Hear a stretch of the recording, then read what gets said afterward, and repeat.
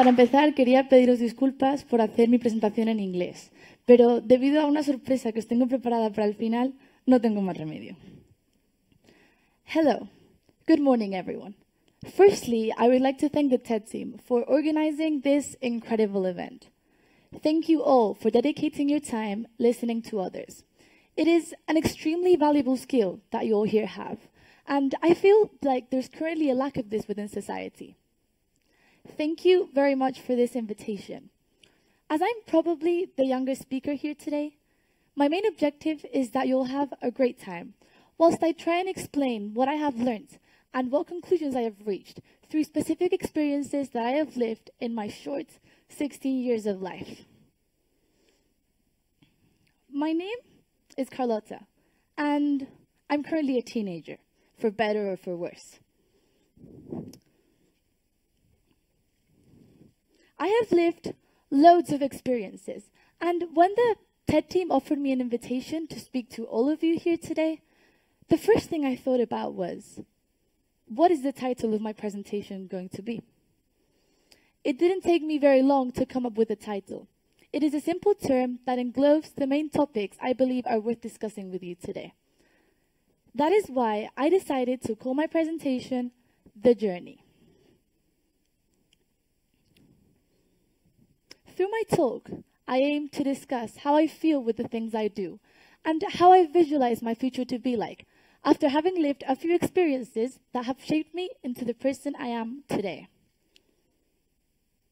It is my pleasure to take you all through my journey.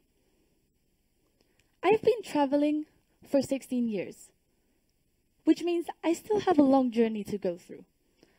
In fact, we're all travelers here, travelers of our own lives. We adapt to changes, we learn, we fail, we succeed, and we mature and grow through this journey. We meet new people and experience new things, with the final purpose of understanding who we are. I had the luck of discovering one of my passions at a very early stage of my life. This passion is golf. Sport is one of the main assets that my parents believed was useful towards my education, as the values that golf or many other sports teach you are not only useful for that specific sport, but for life in general. So things like patience, discipline, self-control, honesty, respect, and in my opinion, most importantly, perseverance. During sports teach you many things, and I think that it's very important that every child is able to play sports because it's part of their growth and part of their learning. During my childhood, my parents taught me to create my own path and asked me to reflect upon 3 very simple questions. What do you want to achieve? What do you think you need? And what are you willing to do to achieve this? There are many well-known sports brands that try and transmit this message, especially through their slogan. So I'm sure we all know the famous, just do it, or impossible is nothing. What they're trying to say is that there's only one rule to achieve what we're truly passionate about. And that rule is that there are no rules. Simply hard work. So let's get back to the journey. During my childhood, I had very good school grades. I played several sports, and I pretty much had a life very similar to most of the people my age. As I grew up and I continued to explore what I was interested in, I realized that golf was truly my passion. So I was able to participate in national and international tournaments, which made me feel very different to the rest of the people my age. I don't know if any of you here play golf, but I consider it one of the most challenging sports because your mental strength and how you think play a huge impact on every single aspect of it. This is why through practice you need to learn how to control it, and this practice is not only useful for this sport, it's useful for any life skill that you want to apply. Without realizing, I was gaining more and more self-confidence and self-control, which didn't only make me a better golfer, but a better student and a more mature and grown-up person. I learned how to do things by my own will, without having someone on top of me telling me, you need to do this because it's good for your future. No, I did it because I liked it and I truly believed it was good for me, and I learned a lot through this process. Since I was young, I liked to do things that challenged me. Things that made me feel different from the rest of the people my age. And at the age of 14, I had the opportunity to show what I was capable of. I came up with an idea that allowed art pieces in museums to interact with its audience through tweets and Periscope. With this idea, I won a contest that allowed me to express what I had thought of to Twitter. So I had the opportunity to communicate directly with this company. Can you imagine a 14-year-old girl presenting an original idea to the CEO of a multinational like Twitter? It was a life-changing experience, as this taught me, and I realized that these are the things that challenge me. They make me grow, and I enjoy them. This also taught me that if you're passionate and believe in your ideas, they will not go unheard.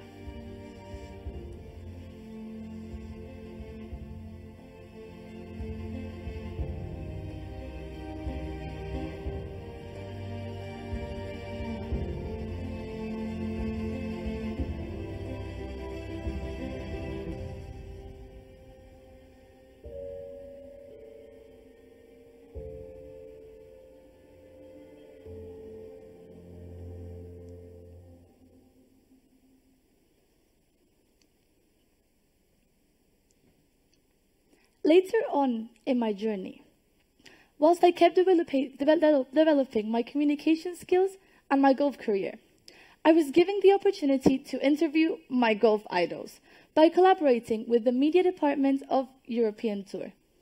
Interviewing them was incredible. And apart from asking them how their golf round went that day and what their strengths and weaknesses on the course were, I was truly interested in getting to know how they had got to where they are now, as I would like to follow their steps. Most of their answers were based around one concept: hard work. But one of the players said, "You shouldn't try and copy somebody else's path, because there are many ways of getting to the same place. Remember to create your own path and always remind yourself why you started. Of course, success comes from hard work, so make sure you keep working hard in order to achieve your goal." I found this answer truly inspiring, especially when it was coming from one of the most talented players on tour.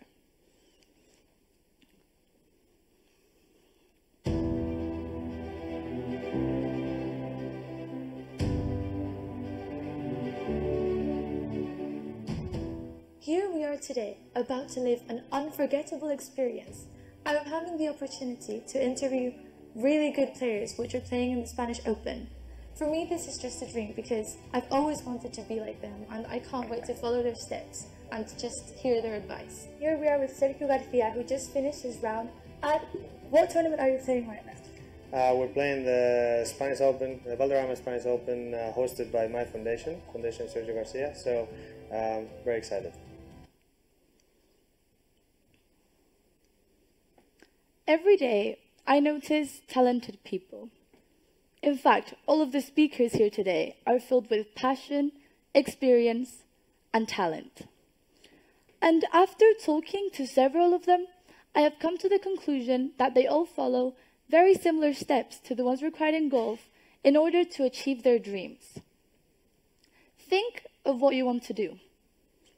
What resources do you have? Visualize your surroundings. Prepare the best version of yourself. Concentrate in what you want to achieve. And finally, fill yourself with passion. All of these experiences have led me to a conclusion. In order to grow in any single aspect of your life, you need to surround yourself with people that are better than you and learn from them with passion. And this is why I have brought a very special person with me today. She is a true example of being passionate enough about something, about a dream that seemed impossible for most of the time. Can you imagine a young Japanese woman who lived in a family ruled by old traditions, who is passionate about music? How far does she have to go to make her dream become a reality? Let's welcome my friend La Maya on stage.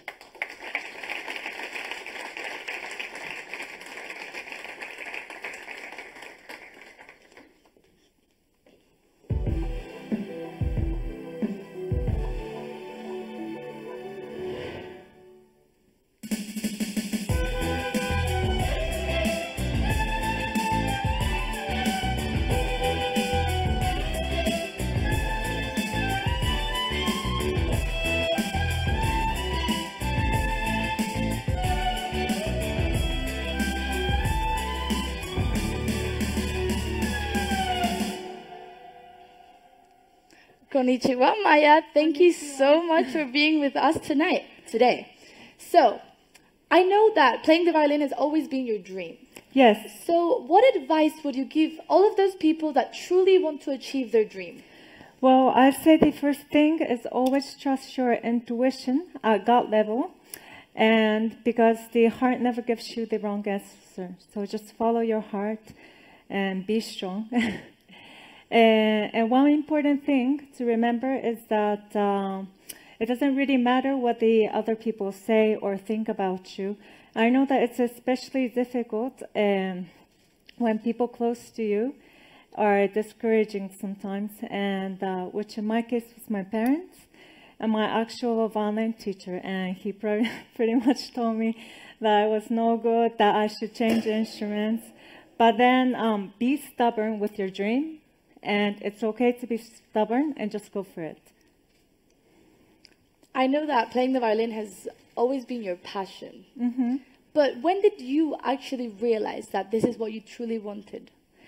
I started playing with piano when I was 6 years old. And I didn't like the piano at all, actually. I didn't practice or learn a single note. And my parents were like, okay, she doesn't have any musical talent. But when I tagged along my best friend's violin lesson, I saw this gorgeous instrument. And I just loved everything about it. The smell, the texture, the playing, when you hold it. And I've been hooked since. Wow, that's impressive. So we also know that you came from a family that based all of the education around old traditions. Mm-hmm. So how did they react when you told them, Mom, Dad, playing the violin is my passion? Yes. As you can see here, my dad has a very strict face. He's a typical Japanese samurai dad, and who has really fixed ideas. And his definition of success was get into good university, get a stable job, and get a successful job. Mm-hmm. And he will hide my violin often. He would tell me, okay, Maya, you cannot make a living out of music. Just musicians are looked down upon as social status, and that I should focus on my studies. And it was a big conflict for me because I wanted to get approval of my parents and that I wanted to play the violin. Well, I think that your story and your dream is a true example of being perseverant enough about a dream that seemed impossible for most of the time, right? Mm-hmm. Okay, so I want you all to imagine this situation. Her passion took her to the most hidden places you can imagine. So, she was a young Japanese woman with no knowledge of the Spanish language, alone, and she decided to integrate into the gypsy culture in Granada for 8 years to learn how to play the violin and flamenco together. What did this teach you, Maya? Okay.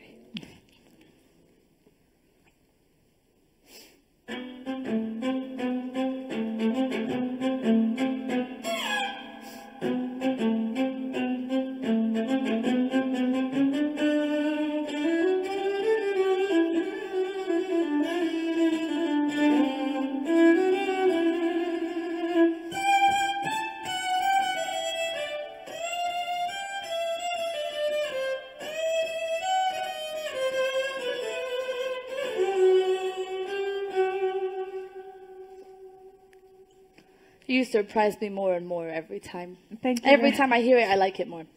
Okay, so this experience is what led to accomplishing your goal, which was to have your own CD, and the CD was a mixture of flamenco and violin. Yes, that's right. So this was like your goal accomplished.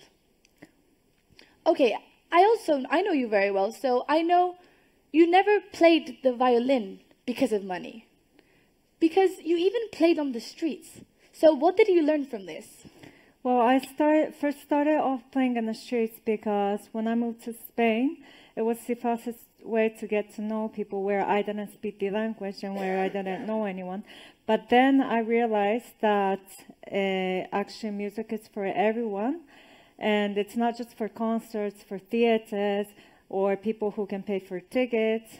And if I have the capacity to make just one person happy in a day through music, I mean, for me, that's a mission accomplished. And yeah. That's great. Thank you. I would like to think that we're nurses that reach heart to heart. Yes, definitely. She's always told me to keep innovating as the world is changing very fast. And I know she's been doing this by a technique through maps. And what did you do with this? Did you visualize what you wanted to accomplish? Yes, I have this thing called life map. It's a little secret. It consists of all the images and words that I love that relates to my dream, and I put it on big poster, and I look at it every day to stay focused. And I know that it's very difficult in life to keep being focused because there's so much temptation, curiosity, you know. But this map is great because the right image is right in front of you and makes you concentrate on what you actually want and works on your subconscious mind and unconscious mind. And I'm on my third map right now. Wow. That's great. Okay, so I have an idea. What if we give the audience an opportunity to discover and think about what their passion is in this journey, whilst you play one of your inspiring or motivational themes? Sure. Yes? Of course. Okay.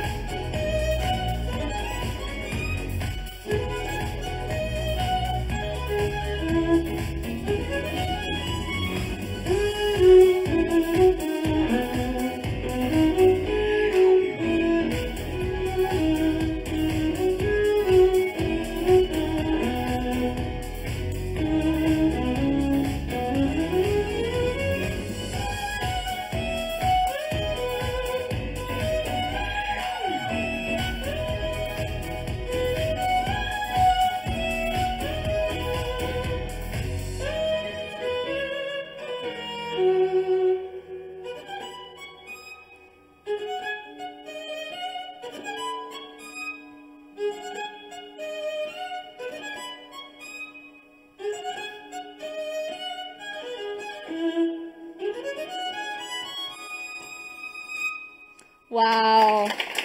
Thank you very much.